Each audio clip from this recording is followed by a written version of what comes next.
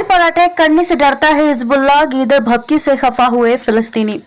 Israel और Hamas के युद्ध के बीच अक्सर हिजबुल्लाह भी धमकी देता रहता है। हिजबुल्लाह का दावा है कि वह हमास की मदद कर रहा है।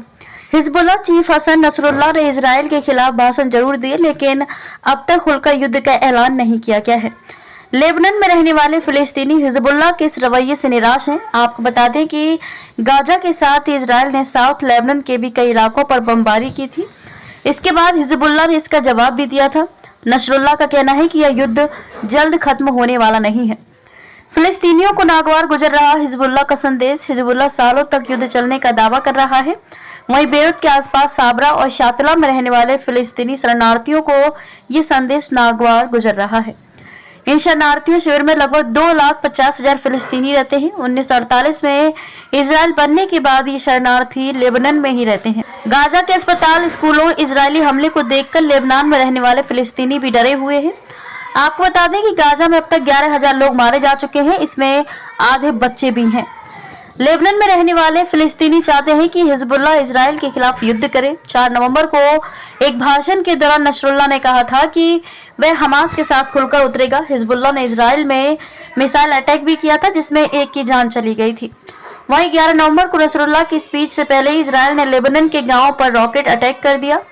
इजराइल की सेना का कहना है कि हिजबुल्लाह खुद को खत्म करने वाला कदम उठा रहा है। शिविर में रहने वाले फिलिस्तीनी हिजबुल्लाह से नाराज हैं। उनको उम्मीद थी कि हिजबुल्लाह हमास के साथ खुलकर उतरेगा। इसके अलावा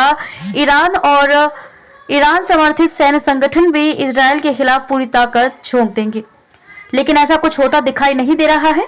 बताया जा रहा है कि नसरुल्लाह इसी तरह इजराइल को धमकाता रहेगा, लेकिन वह हमास के साथ युद्ध में शामिल नहीं हो रहा है। क्यों डर रहा है हिजबुल्लाह और अटलांटिक काउंसिल थिंक टैंक के निकोलस ब्लानफोर्ड ने कहा कि हिजबुल्लाह अपने देश के हालात को देखते हुए भी मजबूर है। अपने भाषण में भी हिजबुल्लाह ने कहा था कि लेबनान में कई तरह की आवाजें उठ रही हैं, लेकिन वे सीमित हैं। लोगों का कहना है कि शायद नसरुल्लाह का इशारा समीर गियागिया की तरफ था, जो कि लेबनीज फोर्स पार्टी के ईसाई राजनेता हैं। उन्होंने एक टीवी इंटरव्यू के दौरान कहा था कि हमास का हमला बेहद निंदनीय है और इससे लेबनान के लोग भी मुसीबत में पड़ सकते हैं।